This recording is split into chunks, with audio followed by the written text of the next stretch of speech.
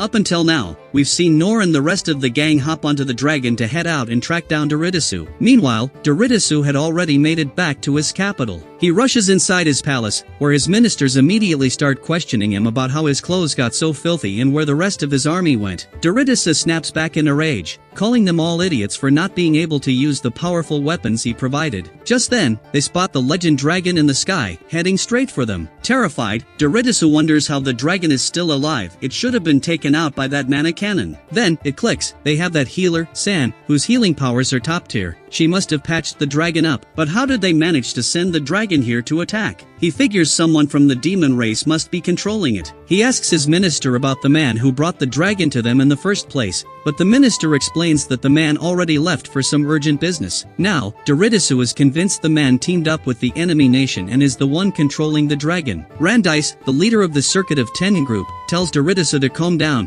which only makes Doridasu scream at him, telling him not to just stand there like a donkey and to come up with a plan to fix everything. Hearing this, Randice simply says, "Fine, I'm on it." Doridasu then orders his ministers to prep their kingdom's most dangerous weapon, Kronos. The ministers are terrified because the weapon isn't fully ready yet, and using it inside the kingdom is incredibly risky. The explosion could wipe out their own land. But Doridasu doesn't give a damn about his kingdom or his people. He kicks a minister to shut him up and demands they kill the dragon immediately. He claims a single shot will turn that dragon to ash, and if they can't aim properly, they should switch on mana tracing so the attack locks onto the dragon automatically. Following the king's orders, they fire the weapon at the dragon, releasing a massive, powerful beam. However, Nor parries the blast, sending it high into the sky where it explodes and starts raining back down on the kingdom. Doridasu demands to know why this is happening, and the ministers explain that since the beam was programmed for mana tracing, it's now locked onto their own mana furnaces. Hearing this, Doridasu shouts, "What idiot told you to turn on mana tracing?" completely ignoring the fact that it was his own idea. Fed up, the three ministers abandon the king and bolt, ignoring his cries. The beam destroys all the mana furnaces in the capital, and seeing the destruction brings tears to Doridasu's eyes, mostly because those were his source for making powerful weapons. A little earlier, Karis was struggling to find Doridasu, but Rain suggests he's likely hiding inside a building made of mana metal. Meanwhile, Lin calls out to Nor, who was actually napping. Waking up,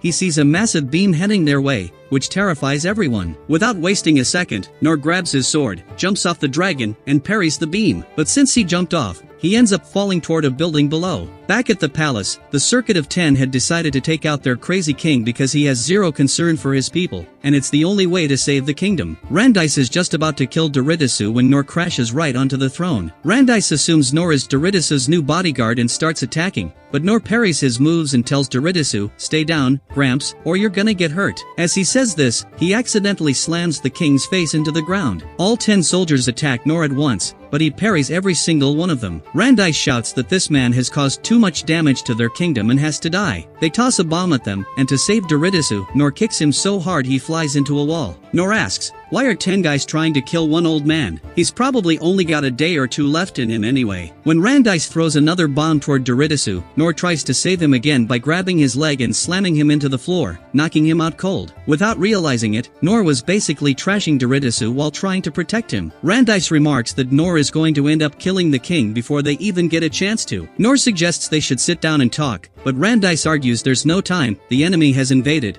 and if they show them the king's head, they might prove they want peace and save the kingdom. But right then, Rain and the others arrive, having overheard the whole thing. Rain thanks Nor and says they'll handle the negotiations from here. Lin then takes Nor away to heal him. Doridasu, seeing them, is terrified and begs for forgiveness. Rain says, "Fine, I'll forgive you, but first, consider this. 23 people in our kingdom are missing, 19 are trapped under their homes, 13 were burned in fires, 38 are injured under rubble, and many more were killed by the monsters you sent. Over 127 people were injured in this attack. So, while they might forgive him, Doridasu has to endure all the pain his people felt first." San adds that Doridasu will feel every bit of that pain, even if they have to cut off his hands and feet, because they won't let him die. Every time he's on the verge of death, San will use her healing power to bring him back. Basically, they're going to make him suffer every single day without the release of death, a punishment far worse than dying. Hearing this, Doridasu passes out again. Rain insists that until he understands the suffering of his people, he won't truly be forgiven. And honestly, guys, I really like this scene because it shows shows the true weight of war and makes the king realize the agony he caused. Usually, shows don't focus this much on the toll taken on common people. Anyway, Lin heals Nor back to full health. Nor finds out that the mana beam he parried fell back onto the city, and he starts feeling terrible, worried about how many people might have died. But Lin reassures him that only the mana furnaces were destroyed,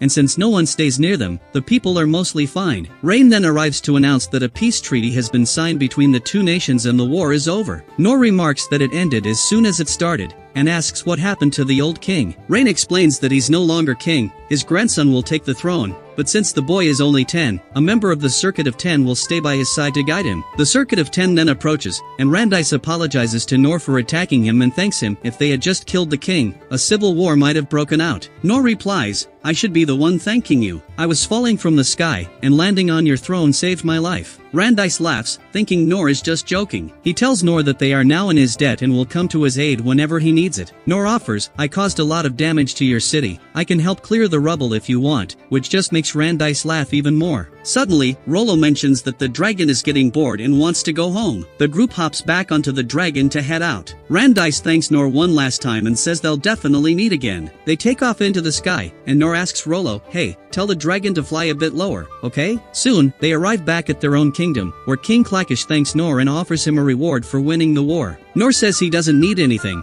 but after the king insists, Nor says, "I want you to help this kid, Rollo. He has nowhere to live." Nor wants him to live in the capital like a normal person. He thinks to himself that he could have kept Rollo with him, but since he's currently broke and unemployed, he wouldn't be able to take care of him properly. Nor adds, "You once offered me a house and land, give all of that to Rollo instead. He saved my life multiple times, and the dragon only listens to him." King Clackish notes that since the boy is from the demon race, they'll need to set up an ID for him, and keeping a demon there might strain relations with the Mitra nation. But he eventually agrees because Nor asked. Rollo, who not long ago was wishing for death, hoping that in his next life he wouldn't be beaten, that he could be useful, and that he could finally have a full stomach, had finally seen all his wishes come true. He now has a home and a bed to sleep in. Rollo starts living with Ines, where he finally gets plenty to eat. Tasting warm, soft food for the first time, Rollo begins to cry. Ines tells him to treat it as his own home and to eat as much as he wants. Rollo has tears of joy in his eyes, and the episode ends right there. So guys,